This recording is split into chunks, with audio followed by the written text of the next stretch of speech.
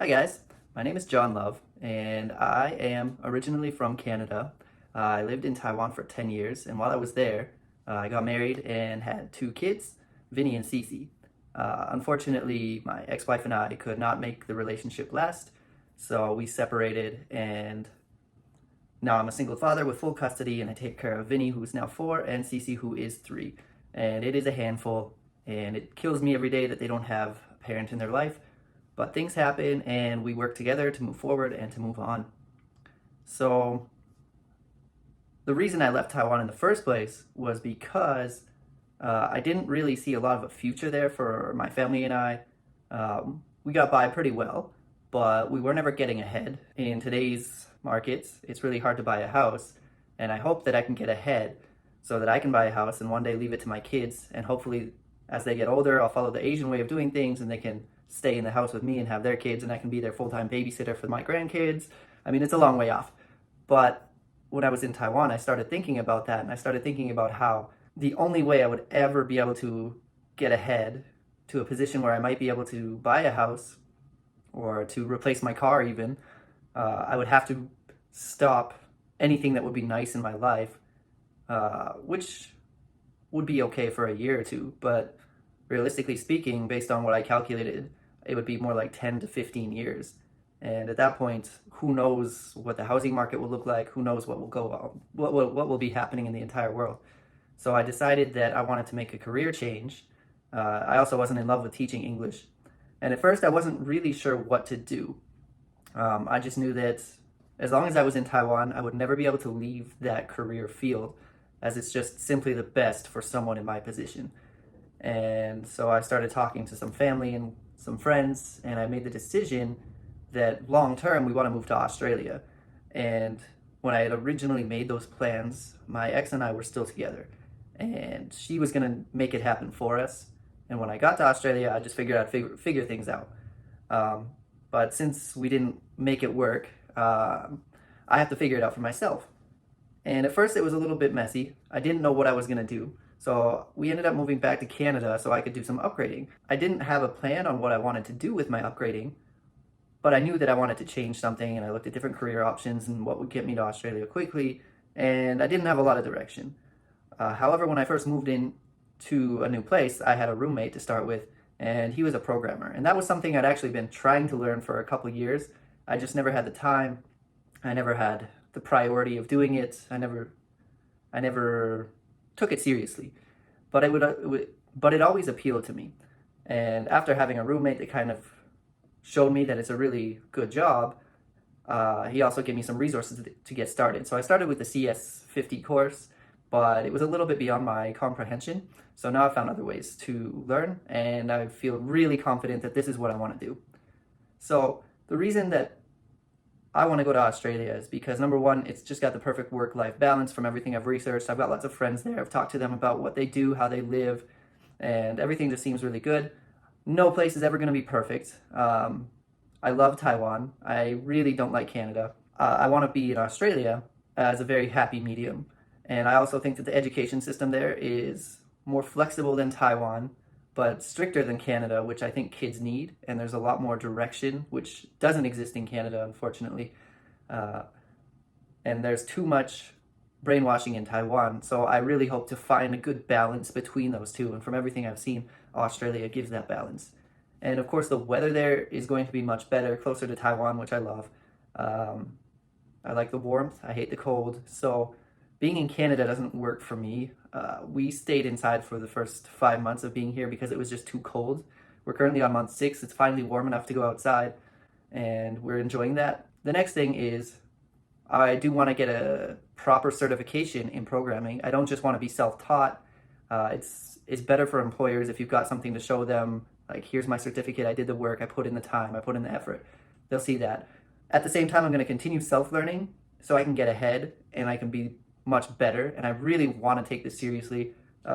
As a programmer, the starting salary isn't amazing, but if you've got a few years of experience and you know what you're doing and you do a good job, you can more than double, even triple your salary in a year. So I'm really excited about that, and I really want to make that happen because in life, we do need money. So that's just something that's unavoidable. And my goal long term is to be able to put my kids through university. I would love to be able to make sure they get a master's or PhD. It's a little bit of an Asian mindset, but I really hope that I can be the one that provides that for them and gives them the right push in the right direction to do that. And when the time comes, I'll have a discussion with my kids about it and see what they want. But I hope that they can do that because no matter what, they'll have that as a fallback. All right, so now I want to show you some of my work that I've been doing at home. Right now, I've only covered HTML and CSS. HTML is what builds your websites, and CSS is what makes them look good. Next, I just started moving on to JavaScript this week, which is what makes your pages interactive. It makes them work, so to speak. And then eventually, I want to get into framework and other stuff, backend, so that websites can work. My goal right now is to be a full stack developer, but I will see how that works out as I get down the road with it, because I'm not really sure what my strengths will be. So right now I'm just kind of being flexible and learning everything that I need to do that. And as time progresses and I get better and more familiar with everything, then I'll be able to make a clear choice whether I want to do front end, back end, or full stack. So we will see, but here is a sample of what I've been working on. So this is what my code looks like. We have HTML on the left, CSS on the right. I make all my own codes. I haven't copied anybody else. And this is a website I've been working on. It's a work in progress to put all my projects together. This first project is a website I made a couple years ago to get an idea for what programming was like. I followed a YouTube video really closely and just edited colors and pictures, so it's not really my own work.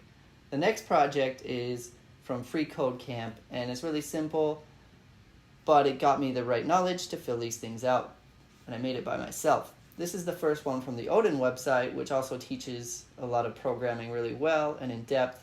The CSS, you'll see with the chef flipping the food, that was something I added more recently. The third project was a tribute page. I made a tribute to myself because I didn't know who else to make one to. This is a page on how to learn Chinese by yourself. And while I was making this, I was able to reflect on how to learn how to program by myself and take some of these theories that I used to learn Chinese and put them into programming as well. And this one is just a website that's for a shop. I made it again for myself. It's just easier to reflect on my own abilities. And here I really worked with media queries to make sure that if you're looking at it on a phone or a smaller screen, it will adjust accordingly. So that's what you're seeing here is the change from a website on your computer to your phone. If you are a programmer yourself, you can check out my GitHub here to see what I've been doing with my codes. And most of the stuff is in the practice portfolio section, which is the website you just saw. And inside you can see all the codes if you know how to do that. Here I've created an Instagram with a little bit about how I'm learning and what I've learned, what obstacles I've come through, and I plan to continue making that as I go. And this is my LinkedIn account. I never had one before, so I'm still new to how to use this, but if you do have any job opportunities, please feel free to hit me up there. So this is what I've been using to learn. This is the Odin project. I'm still working on the foundations course. I just finished HTML and CSS, so now it's on to JavaScript. I really like this website because it has in-depth explanations. What I don't like is you kind of have to fish through a lot of content to get where you're going. This is Free Code Camp. This one, I like it because it's very clear in what you need to do, but the downside is, first of all, you have to use their website to get results, whereas the Odin project, you can use VS Code or your own choice of programming software. This one teaches it pretty quick and briefly, so a lot of important things are missing. So when you combine the two, it works out really well. My next forecasted goal in my journey is to attend college. There's a place in South Australia, TAFE, and it's run by the government. They offer a diploma of information technology. It starts with a certificate 4 in information technology, and I'll be focusing on programming. And with that, I'll learn a lot more in-depth programming from what I'm doing now. And then the second year is the diploma itself, and that just goes even deeper into what you've learned from the year previously.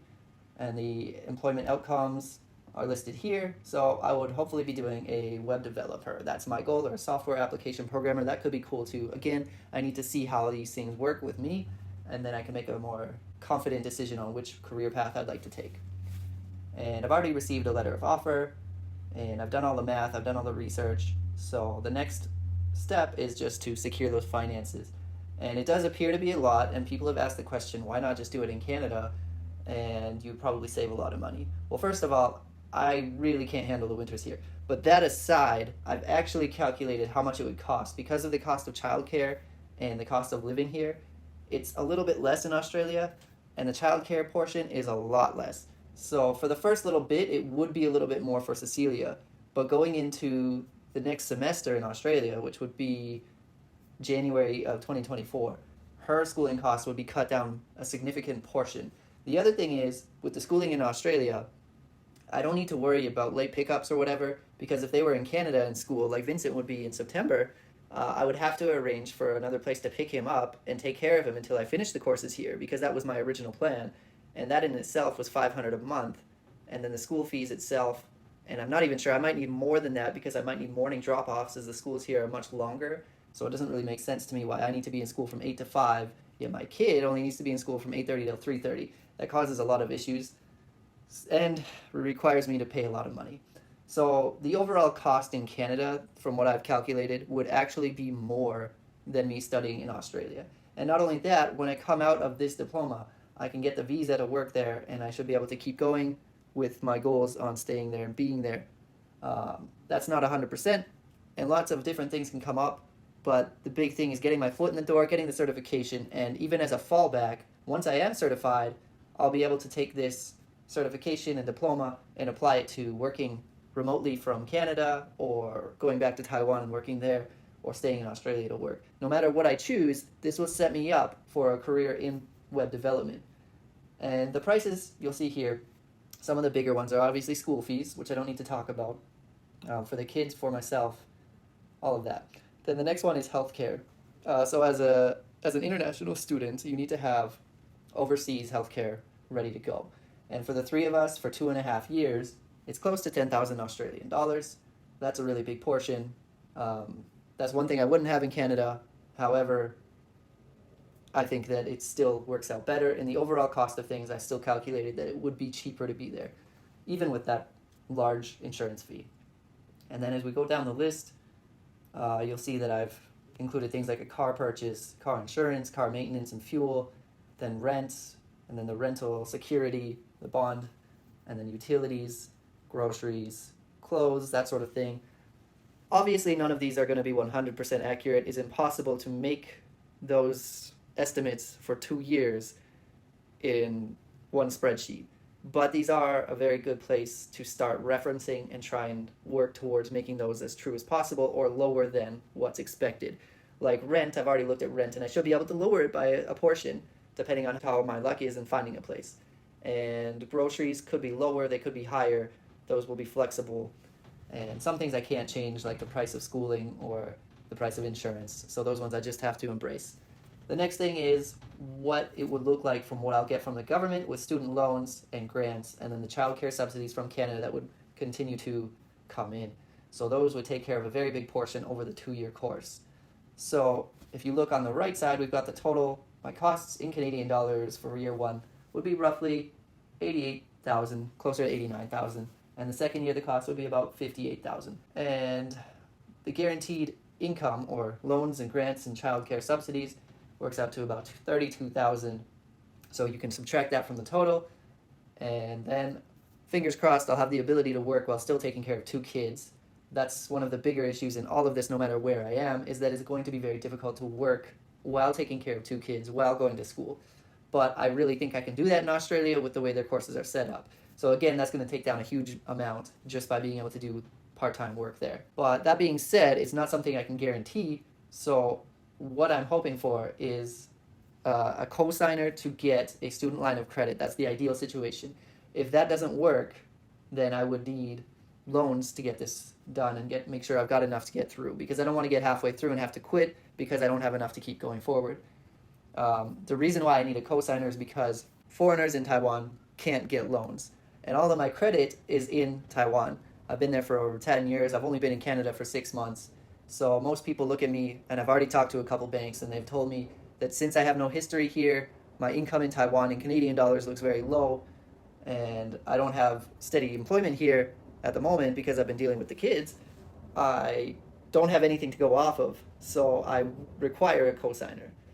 And ideally, I would like to be able to take care of this myself. So I hope that I can find a co-signer, and I hope I can give them the confidence they need to sign with me. But I'm also creating a GoFundMe page, and I hope that anybody who's willing can help out because it'll make the world of a difference.